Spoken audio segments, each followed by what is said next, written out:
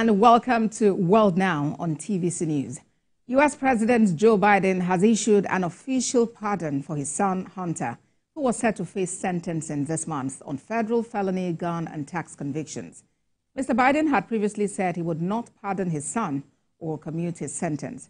But on Sunday evening, he said although he believes in the justice system, quote, politics has infected this process and it's led to a miscarriage of justice. We have details in this report.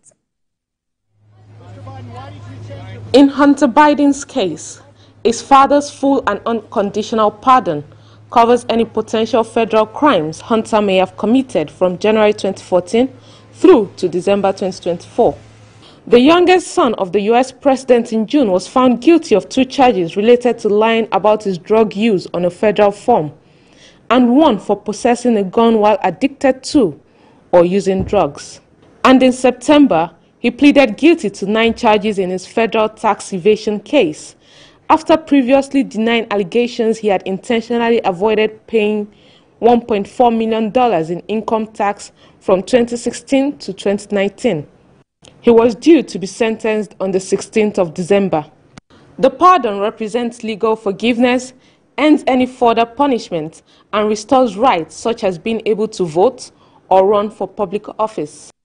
After U.S. President Joe Biden backtracked on his promise not to interfere in his son Hunter Biden's criminal cases by granting him a presidential pardon, he expressed gratitude for the mercy extended to him.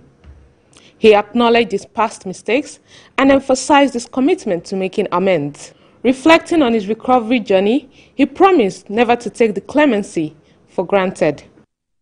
Reacting to the move, President-elect Donald Trump, taking to his Truth Social, wrote, "Does the pardon given by Joe to Hunter include the J6 hostages who have now been imprisoned for years?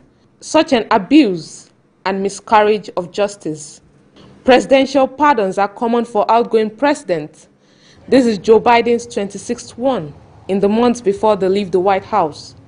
Donald Trump issued 143 pardons during his first term as president, most of which came in his last months as president." Well, let's talk more about this. Joining us is partner Gainful Solutions, Stephen Hayes. Good to have you join us all the way from Washington, D.C. Well, let's begin by getting your take on this presidential pardon for Hunter Biden by his father, and what do you consider to be the implications? Well, the implications are significant.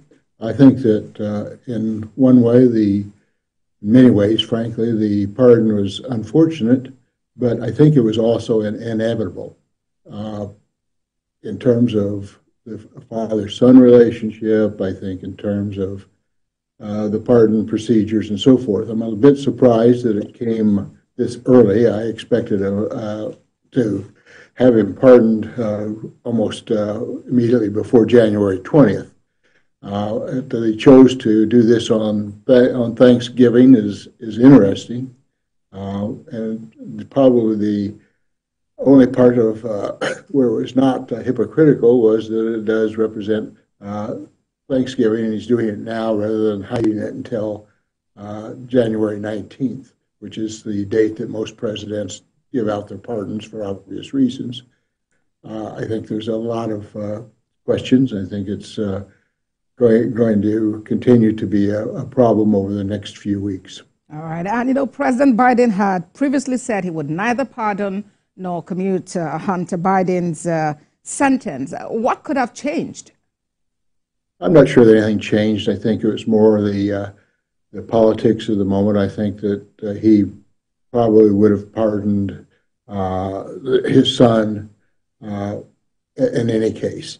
I think I go back and I think about what President Obama said, that he said all politicians lie, and so do all people. But I think that was a timely political statement at the time. I'm not sure that anybody really believed that would happen. You remember also that he promised not to run for a second term, and I think that decision was reversed, and it hurt the country quite a bit. I don't think this is going to help his legacy whatsoever. But again, I think it's a human reaction at the base of it all. So you think the president is synonymous with backtracking on his decisions and policies? Well, clearly he was backtracking. I mean, I don't know if he absolutely. He made a promise and he broke the promise. So yes, in that regard, if that's backtracking, it's backtracking.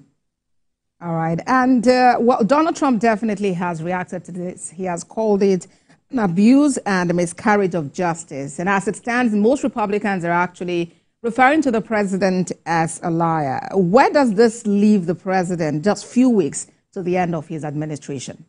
Well, it hurts his legacy for sure. I don't think there's any doubt about it.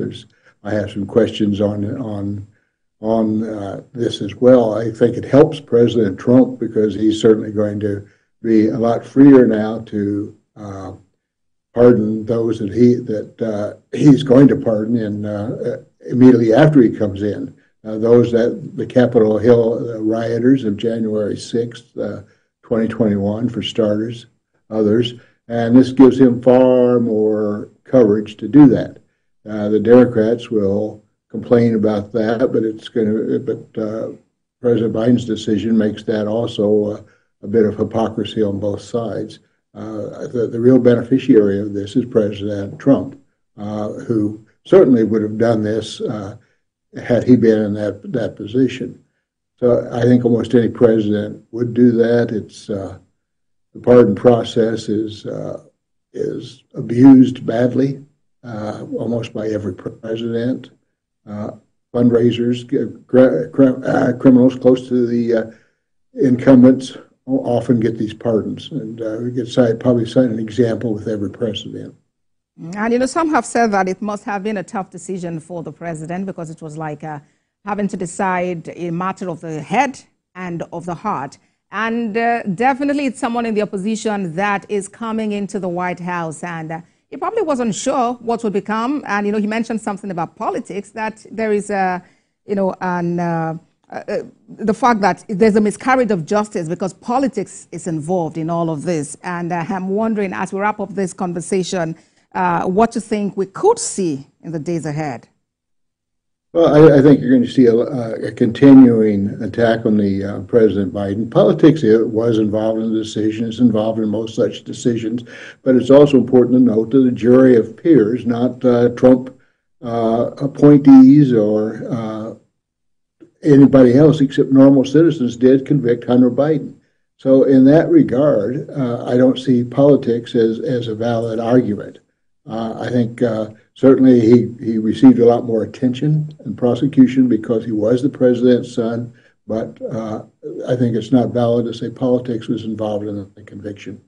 All right, then. Partner, Gainful Solutions, Stephen Hayes, thank you so much for your time on World Now. Thank you. An honor as usual. Thank you.